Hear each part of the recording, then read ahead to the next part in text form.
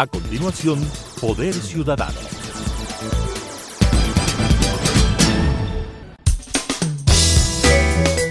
Clasificación B, bajo supervisión de un adulto.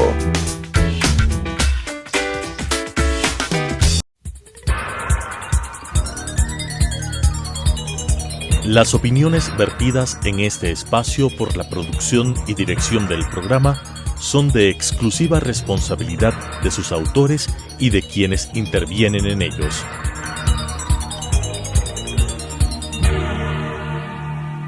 Telesucesos Canal 29 UHF presenta Poder Ciudadano, una ventana construida desde la visión plural ciudadana para la expresión de sus anhelos, demandas y aspiraciones, con la conducción del doctor Patricio Gijón. Poder Ciudadano. Cordiales saludos. Mi invitado de esta noche es doctor en jurisprudencia, magíster en Derecho Público, tiene un postítulo, así se dice, en Derecho Constitucional, especialista superior en Derecho Administrativo, abogado en libre ejercicio. Es un destacado, reconocido y además respetado constitucionalista, pero ante todo es un ciudadano responsable. Doy la más cordial bienvenida al doctor Rafael Ollarte, a quien le propongo que hagamos un recorrido por lo que está ocurriendo en un país sumido en una crisis donde ya el problema de inseguridad es un asunto de todos. Y creo yo que la sociedad en su conjunto debe reaccionar de manera unida para exigir no solamente que se plantee, sino la ejecución de un verdadero plan integral de paz, de desarrollo, de justicia, de progreso. Bienvenido, doctor Ollarte. ¿Cuál es su visión de la profundidad de la crisis del país? Buenas noches, don Patricio. Un placer estar con usted, con todos los amigos de Telesucesos. Bueno, el tema inseguridad para nosotros los ecuatorianos, tal vez para los más jóvenes, no sea novedoso, pero sí lo es para quienes somos más antiguos, para aquellos que en los años 70, 80 vivíamos en lo que se llamaba la Isla de Paz, un país rodeado por dos naciones asoladas por tremendos conflictos internos. Colombia con su guerra civil interna con las FARC, el ELN y otros grupos, y el Perú pues también con los Sendero Luminoso, con los movimientos revolucionarios Tupac Amaru, mientras que en el Ecuador no se veían esa clase de cosas. Hasta los que somos mayores también recordamos que hasta los años 80 los niños podíamos salir a la calle, jugábamos fútbol hasta altas horas de la noche y nadie se preocupaba en casa porque no pasaba absolutamente nada. Sin duda, pero en esos países, Colombia y Perú, nuestros países vecinos, si bien es cierto había una crisis política, también no podemos dejar de reconocer que había una línea transversal que ya tenía que ver con el narcotráfico. Efectivamente, y ese es el problema. Y nosotros nos preguntamos por qué eso pasa en Colombia, por qué eso pasa en Perú y no ocurría en Ecuador, solo porque estamos consagrados al Sagrado Corazón de Jesús. ¿Por eso? ¿O había otra razón?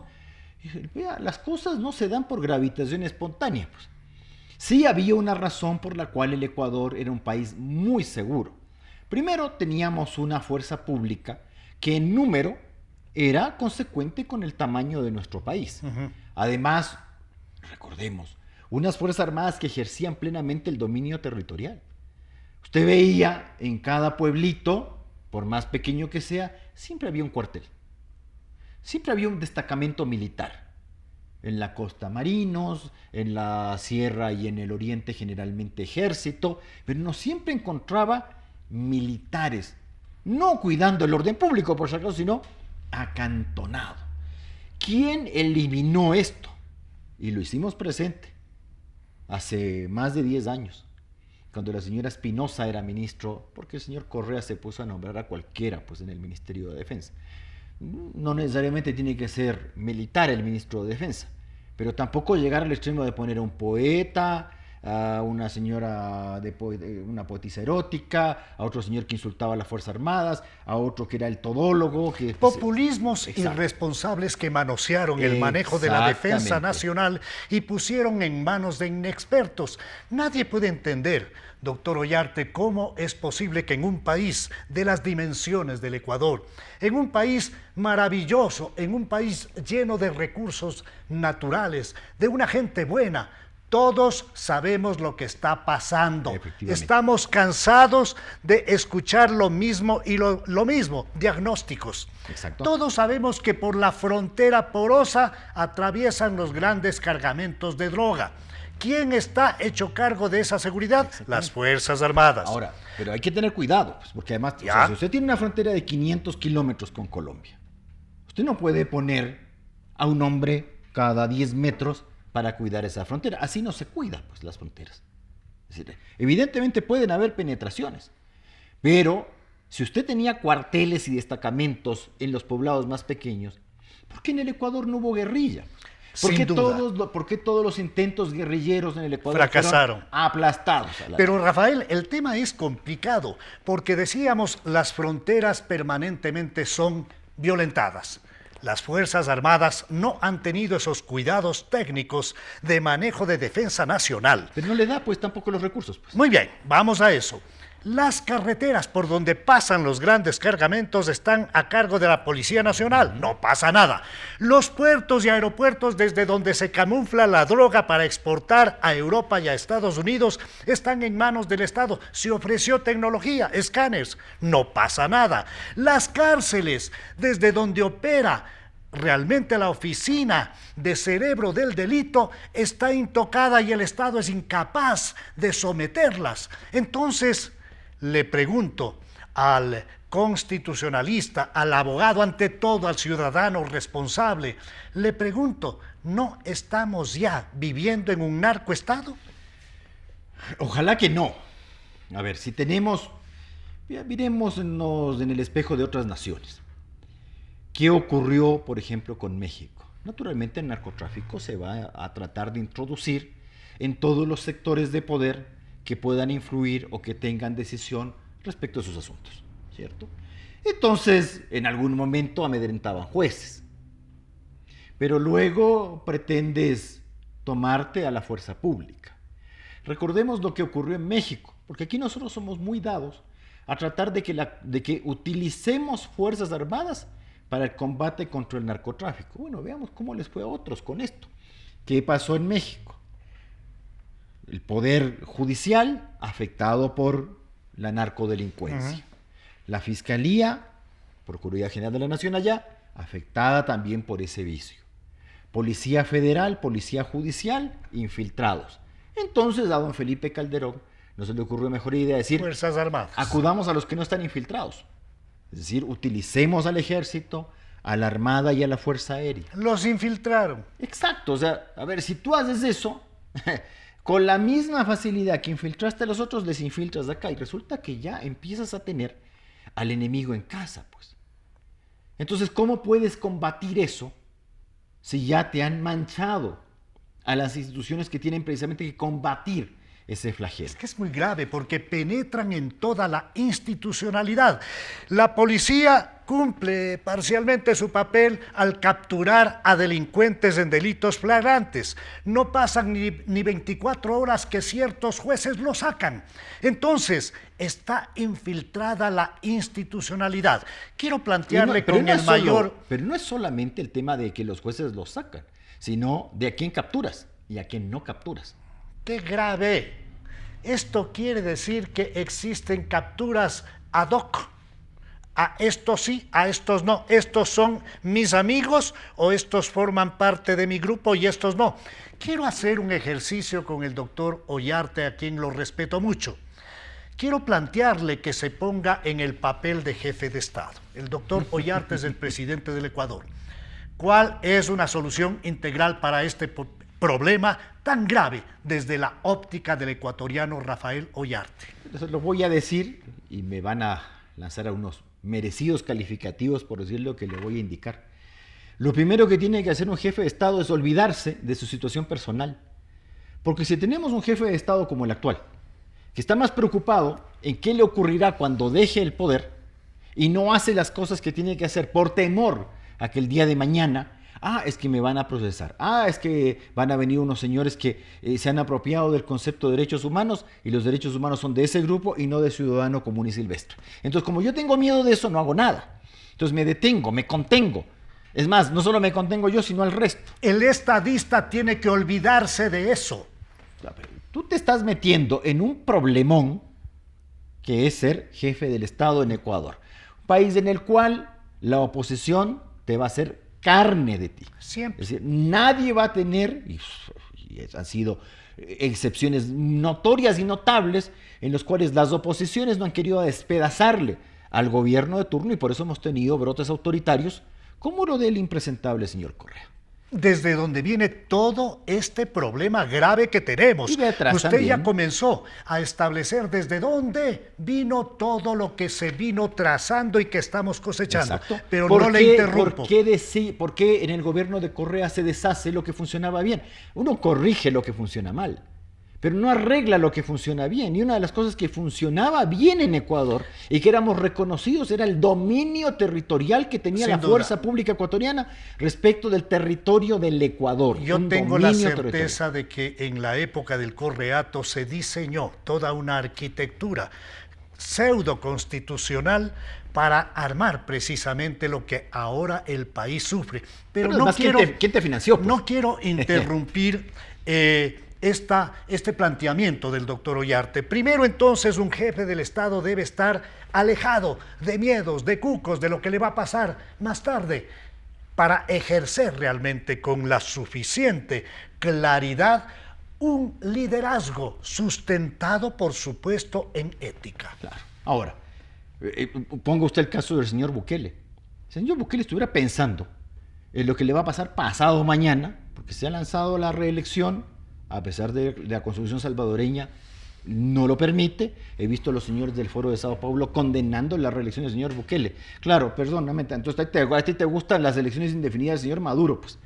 Los ladronajes del señor Lula, eso te gusta, las tonterías y las ignorancias del señor Evo Morales, eso es lo que te encanta a vos. Con sesgos ideológicos. Exacto. Entonces, al señor Bukele, ¿por qué el señor Bukele tiene el más alto nivel de popularidad en Iberoamérica? Por cosas efectivas, por el Efectivamente. control de todo lo que sufría su país. Pero quiero pedirle Pero cuidado con dañarse. Claro que sí. Como le pasó al señor Fujimori. También pueden haber excesos y hay que cuidar de eso. Pero quiero retornar a esta visión del estadista.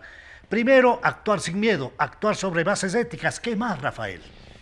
Con decisión y varias cosas. Primero, a ver, el problema que nosotros tenemos con el futuro gobierno, contradictoriamente, es un problema que va a ser un gobierno corto. Un gobierno corto puede hacer mucho más daño que un gobierno largo. O puede sentar bases interesantes. Perdón, pero los candidatos no son Carlos Julio Arosemena, no es Velasco Ibarra. No vemos está Sixto estadistas Durán y Ballén. además hay una Exacto, sobreoferta. no le veo a Otto Arosemena Gómez. Independientemente que esté de acuerdo o en desacuerdo, Clemente Yerovi no es candidato Rodrigo Borja, no es candidato, bueno, hemos tenido estadistas, independientemente de las distancias ideológicas. Yo soy derechista, pero independientemente de la distancia ideológica, una cosa es estar en desacuerdo con lo que el señor piensa y otra cosa es que uno cree que el tipo es un incompetente. Pues, ¿Qué concepto tiene usted? ¿Qué es un estadista? A ver, primero es alguien que piensa en la nación y no en su propio interés. Es más, es alguien que es capaz de sacrificarse a sí mismo e incluso a su familia por el bienestar de la nación y el desarrollo del país. Ese es un estadista, una persona que no está pensando en que el gobierno es una cosa muy entretenida porque voy a tener seguridad personal, voy a tener todos los beneficios del poder, me van a aplaudir, voy a llegar a cualquier parte, me van a rendir pleitesía, puedo colocar a mis amigos, puedo beneficiar directo o indirectamente Es a todo lo contrario de lo que hemos visto. Pero ¿hace cuánto tiempo estamos viviendo esto? Pues, don Patricio, más de 25 años estamos viviendo esta tontería en que los jefes de Estado creen que esta es hacienda y casa propia. Entonces yo soy presidente y ahora yo soy el intocable hasta que llega el siguiente y te saca la perimbucha. Por eso es que estamos teniendo a los señores de líneas morenos o cosas por el estilo que ni bien dejan el poder, tienen que pisarse del Ecuador. ¿Cuántos segundos se demorará el señor Lazo en irse de acá? Así es. ¿No cree usted que el Ecuador merece una propuesta de un plan integral de seguridad, paz y desarrollo donde Sí. todos empujemos en una sola dirección, rememos en una sola dirección y dejemos de lado por esa oportunidad de llevar adelante un plan integral de paz, seguridad y pero desarrollo, dejemos de lado las Pero diferencias? cuidado, si yo tengo financiamiento de la política del lado del narcotráfico, Ya. si yo tengo financiamiento de la política del lado de grupos delincuenciales, No me va a interesar naturalmente, claro, yo diré, voy a acabar con la delincuencia, voy a acabar con esto, voy a acabar con los enemigos de los que me financian y tal vez de unos golpes de efecto y al final O quedas voy a peor que antes. terminar con los grupos mafiosos que no hacen parte de los Exactamente. grupos que me ayudaron. Efectivamente, entonces yo pacto con Qué estos, horror. como sale uno ahí diciendo que tiene, bueno, pues un señor que tiene muy mala adicción y un lenguaje muy pobre, diciendo que hay que sentarse con los 10 más buscados. Bueno, y no, eso y no ya concentrarse a ver quiénes es son los 10 más impresentable. buscados. Y el doctor Ollarte se está refiriendo al candidato vicepresidencial del Correato, Qué terrible. quien le dijo al país que hay que sentarse con los 10 más buscados. Pero lo que- Esta es una ofensa en contra de los Pero ecuatorianos. don Patricio, lo que pasa es que somos nosotros los que le entendemos mal. Pues el idioma nacional es el castellano, señor Arauz. Entonces, déjese, si usted está hablando otra cosa, pónganos un perito traductor o pónganos subtítulos ahí abajito como en las películas gringas, pues, para poder saber lo que usted quiere decir. Eso está como el alumno que uno le contesta una cuestión y le dice, es que yo no quise decir lo que he escrito ahí. Ah, bueno, perdón, yo castellano no más sé, pues. ¿Cómo no? ¿Qué más plantearía el doctor Ollarte en esa hipótesis en la que yo he planteado jefe del Estado? A ver, primero, nosotros no sabemos cuál va a ser el gabinete de ninguno de los candidatos. No nos- Deberíamos exigir, ¿no? Sí, porque te va a pasar entonces lo del señor Lazo, pues. 10 años de campaña y no tienes gabinete. ¡Qué sorpresa! Esa fue la excepción número 1 y la definitiva. Alguien que es 10 años candidato y que resulta que llega al poder y no ha tenido gabinete. ¿Cómo? A ver, perdón, yo entiendo que si yo le nombro a usted presidente de la República hoy día, usted me diga no tengo gabinete, sí, pero que le No, cayó yo hoy día. sí tengo. Puede ser, ¿vio? Pero, ¿cómo era posible esto? Entonces, y además no te lo dicen. A ver, en materia de seguridad, vas a mantener el esquema de un ministro del Interior por acá y un ministro de Gobierno por allá, y vas a tener la figura esta de un ministro coordinador de la seguridad interna. ¿Vas a tener eso? ¿Quién va a ser tu ministro de Defensa? ¿Estás dispuesto a realmente invertir en defensa nacional? Seriamente. Porque eso cuesta plata, pues hasta Ah. ahora sabemos cuesta plata, no es Pero gratis. en un país donde no se pueden comprar tristes chalecos, Vea, don ese Patricio. es el monumento que define la falta Eh. de una operación racional del Estado. Ese es el monumento a Don la Patricio, negligencia. La excusa de todos estos tipos para decirte que no se invierte en defensa es que hay que invertir en educación y en salud. Y resulta que lo que no inviertes en defensa, no lo inviertes ni en salud, ni educación, Rafael, ni obra pública. En nada lo inviertes. En materia de seguridad se ha hecho un uso de la partida de este año que no llega al 30%. Perdón, es el Esto es 8%. un crimen. Es el 8%. En Es un seguridad crimen. interna. Pero ¿cómo puede? A ver, primero, para materia de seguridad, de un presupuesto de 33 mil millones, tienes un presupuesto de 1.500. La nada, ¿no? Pero La importante nada. al fin. Sí, pero es el 5% para seguridad. Y para eso resulta usted sostiene que ni el 8%. ni el 8% has ejecutado. Pero, vea, renuncie, señor. Es un crimen. Renuncie, señor. O sea, no es ni siquiera capaz de gastar la plata que tiene. Rafael, famoso. y si topamos cualquiera de los elementos más importantes que ayudan a todo lo que significa el robustecimiento económico del país en materia petrolera. Hay un decrecimiento de la producción, hay un quemimportismo, hay agendas privadas que por ahí maneja alguna momia de esas que ya se hacen famosas y que incluso se da el lujo de decir que no puede conseguir un buen gerente para Petroecuador porque no alcanza ni para los tabacos. Exacto. ¿En dónde estamos? ¿Cómo podemos A ver. proyectar un Ecuador diferente? A ver, don Patricio, más allá de que la función pública está cada vez más desgastada y hay cada vez menos gente, por lo menos gente que debería ir, que quiere hacerse cargo de aquello. Y no solamente por el tema del sueldo, sino por las consecuencias que genera estar en la función pública. También hay otra parte de gente dentro del electorado ecuatoriano que está muy dispuesta a decir el día de mañana que no se explote el petróleo del Yasuní, y que no se realice explotación minera. Pero quiero subsidios, pero quiero educación, pero quiero salud. Pero perdón, pero no es soplar y hacer botellas. Entonces, ¿cómo quieres disminuir los ingresos por allá y aumentar los egresos por acá? Así es en tu casa. Así es. Es como cuando tus hijos en tu casa te dicen, papito, no trabajes tanto, pero queremos seguir yendo al cine, queremos seguir yendo a un buen colegio, queremos seguir yendo a esto y el otro, queremos viajar a no sé qué, pero no trabajes tanto. Bueno, pues o lo uno o lo otro. Me quieres mucho, pero entonces bajemos estos gastos de acá. No los podemos bajar, entonces tenemos que seguir haciendo lo otro. Resulta que esta gente, además que se tiran de ambientalistas y nos dicen que tenemos que utilizar coches eléctricos. ¿Por qué? Porque eso disminuye la contaminación. Yo no sabía que la explotación de cobalto y litio no generaba contaminación. Tampoco sabía que las baterías usadas, una vez que dejan de ser útiles, no te generan contaminación. Bueno, ¿cómo cuántos años se degrada una batería de litio de cobalto? Porque yo no les entiendo muchas veces con esos argumentos. Y encima sigan nomás importando, porque nosotros eso no producimos. Ah, no, porque si el día de mañana usted se encuentra en el Ecuador una mina de cobalto, le van a decir que eso tampoco hay cómo explotar, pues.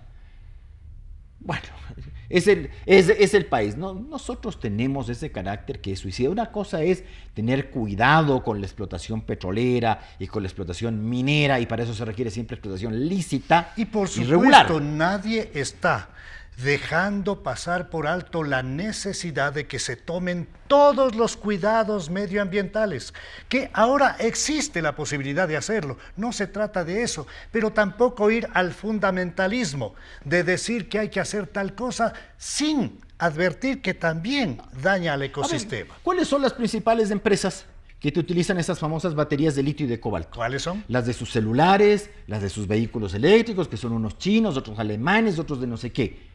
Y resulta que ellos te hablan de que no, es que nosotros tenemos conciencia ecológica y nosotros tenemos mucho cuidado con el tema. Perdón, vaya a ver quiénes son los grandes exportadores de cobalto en el mundo. Dentro de ellos el ex-Zaire, la República Democrática del Congo. Vaya a ver los hoyos que te dejan allá con la explotación de cobalto. Pero los ambientalistas son los que te compran, los que te producen las baterías. Me parece lindísimo eso, de arruinarte un país, de hacerlo a pedazos, comprarle a precio de gallina muerta tu cobalto y luego vender unas baterías ultra caras, y nosotros sonreímos porque cuando prendemos el vehículo no contaminamos. No, perdón, pero eso tiene nombre, ¿no? Estamos muy cerca del proceso electoral en el que los ecuatorianos tenemos que elegir presidente, vicepresidente y asambleístas. Luego de la muerte cruzada y su aplicación por primera vez en el Ecuador, creo yo, y le pregunto al constitucionalista, que es necesario hacer ajustes, porque resulta que ahora están en las listas de candidatos quienes fueron despedidos a su casa. Entonces, o hay que hacer un ajuste capaz de que, si el presidente de la República decide ser candidato, exista la posibilidad que también los despedidos puedan medir sus fuerzas ante las urnas y ante el ciudadano. Pero ¿cómo lograr ajustes a un proceso que por primera vez se ejecuta en el Ecuador y que nos va a dejar más de lo mismo, una asamblea plagada de quienes fueron despedidos a su casa? Ya no hay ninguna constitución a prueba de ineptos, eso no existe. De hecho, muy malas constituciones tienen muy buenos resultados a base de la clase política que tienen. O sea, si usted toma la Constitución de los Estados Unidos, para el gustacho iberoamericano es una mala constitución porque dice muy poco, regula muy poco. Pero les hace... ¿Cuántos años está en vigencia? 1787. ¿Cuántas constituciones ha tenido Estados Unidos? Bueno, en realidad dos, porque Ya. la de 1787 no? es la, en realidad, a ver, uno dice es la única constitución, pero No. antes tuvieron los artículos de la Confederación. Pero como constitución uno puede decir ya, esa es la primera y última, con las 10 enmiendas de 1791 y 14 enmiendas ¿El más. Ecuador cuántas ha No, tenido? pues nosotros no las podemos ni contar, pues porque uno dice, ¿cuánto la del 38 o no la cuento? Porque la del 38 llamamos a una constituyente que expidió una constitución, pero somos tan chéveres que no había ni los auténticos, pues, Es de parte esa constitución. de la falta de un proceso de estabilidad que le da la Carta Fundamental del Estado. A ver, don Patricio, cuando se pone esto de la mal llamada muerte cruzada, porque no es ni tan muerte ni tan cruzada, cuando se puso la posibilidad de que el presidente disuelva la asamblea, con unas elecciones anticipadas, porque la idea en otras partes es disuelvo la asamblea y las elecciones de asamblea, pues. ¿Cómo no? No elección presidencial y de asamblea. Esto genera inestabilidad. Claro, pero total. fue una suerte es que para no hacer lo de las cesaciones, porque aquí usted, juicios políticos a presidentes, Juan de Dios Martínez Mera, ¿ya? Pero de ahí los Bucaram, Maguadi y Gutiérrez cayeron no por juicio político, sino por cesación. Entonces dijeron, para que no caigan en la tentación de cesarles así, entonces que el Parlamento también se juegue su permanencia. Parecía una solución interesante. Pero del lado del presidente de la República, la disolución parlamentaria con elección simultánea, uno dice, bueno, la idea es, yo soy presidente de la República, tengo un parlamento obstruccionista, pero yo quiero terminar mi periodo, ¿cierto? Y por eso disuelvo la asamblea para ir a una elección en la cual yo me presento y que el pueblo ecuatoriano confirme mi mandato. Eso tiene sentido. Y que me dé una mayoría parlamentaria. Pero el señor Lasso no lo hace por eso. El señor Lasso lo que ha utilizado, por eso le digo, no hay ninguna constitución, ni buena ni mala, y esta es mala, a prueba de ineptos. Si el señor Lasso quería hacer eso, tenía que renunciar nomás. O sea, el señor no quiere presentarse a la elección, y peor, su grupo, creo, no quería presentarse a la parlamentaria. Es inentendible la muerte cruzada. ¿Cómo no? O sea, es como que la Margaret Thatcher hubiese disuelto el Parlamento británico el 82 y ya no se presentaba, pues. Es inaceptable. En el último minuto del programa Poder Ciudadano, le dejo a mi invitado, el doctor Rafael Ollarte, para que nos entregue un mensaje. Ciudadano, la situación de la política ecuatoriana también es responsabilidad nuestra. Nosotros en eso tenemos mucho que ver, la forma como estamos eligiendo y lo que podemos elegir. Tenemos unas elecciones el 20 de agosto, no con la gente más competente precisamente, sino con gente que además está haciendo una campaña de sonrisas y de no decirte lo que van a hacer en el poder. Porque es bien fácil que yo le diga a usted de que en mi gobierno va a haber seguridad, va a haber inversión, va a haber trabajo, va a haber educación, que sus hijos van a tener oportunidades. Oiga, pero no me demoro nada en decirlo. Y no me gasto nada más que la poca saliva que he utilizado en dar esas promesas tan interesantes. Ahora la pregunta es ¿cómo? ¿Y con qué plata? ¿Y cómo lo financio? Porque tus candidatos, ninguno de ellos te dicen que para hacer todo eso uno tiene que aumentar 2 puntos en el IVA. No te lo van a decir. Sino que el día de mañana te van a decir, bueno, es que toca. O hay que aumentar tal o cual impuesto. O hay que revisar tales partidas arancelarias. O como hacen los señores correístas, una lavadora o una aspiradora o lo que sea, que en Colombia te cuesta 100, acá te cuesta 300. Hoy día no es así, ciertamente. Pero es bien fácil eso de cargarle, decir, los impuestos son para los más ricos. No, señor, los impuestos siempre son para los más pobres, señor. Porque para los más ricos le dolerá un poco el bolsillo, pero lo pagará. Pero al final ese impuesto lo termina pagando usted, señor. ¿Te van a decir eso? Vamos a seguir, se va a seguir creyendo el cuento de que con el subsidio a la gasolina y al gas vamos a llegar muy lejos, gastándonos toda la plata que no tenemos. Bueno, pues siga creyéndose el cuento y siga votando por cualquier papanatas para ver hasta dónde llega el Ecuador y a ver si existimos en el siglo XXII. Agradezco a mi invitado, el doctor Rafael Ollarte. Con ustedes nos volvemos a encontrar en la señal de Telesucesos el próximo viernes a las 19:30, el domingo a las 21:30 y luego estaremos en YouTube. Una buena noche. Las opiniones vertidas en este espacio por la producción y dirección del programa son de exclusiva responsabilidad de sus autores y de quienes intervienen en ellos.